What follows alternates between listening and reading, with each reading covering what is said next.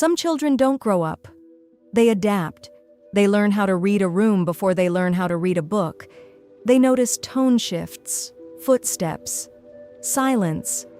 They know when something is wrong without anyone saying a word, and slowly, without anyone realizing it, they stop being children.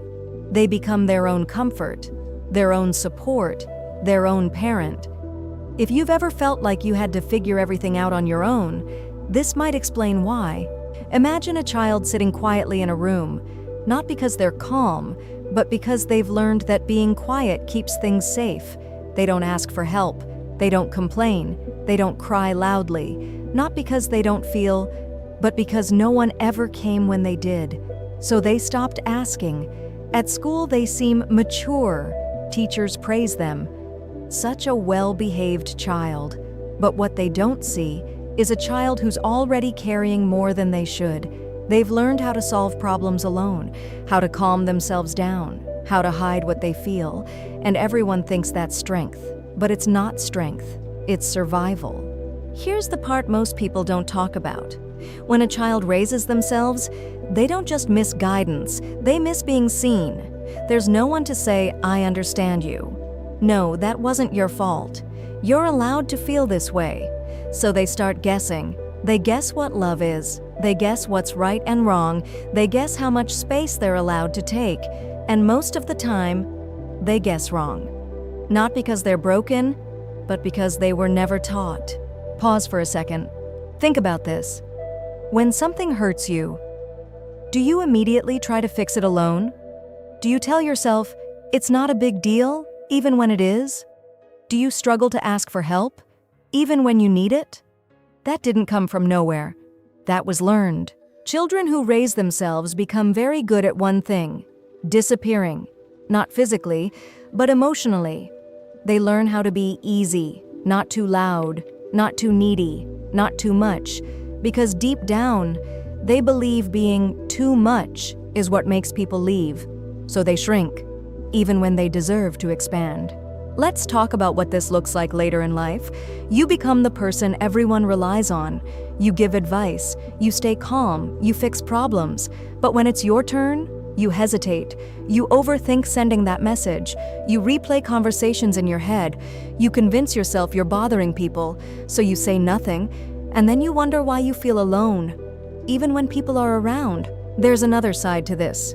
You crave deep connection, real connection, the kind where you don't have to pretend, the kind where someone just gets you. But when it starts to happen, you pull back. Not because you don't want it, but because it feels unfamiliar. And unfamiliar feels unsafe. So you tell yourself, I'm better off alone, even when you're not. Here's something subtle, but powerful. When no one teaches you how to be cared for, you don't recognize it when it shows up. You question it. You doubt it.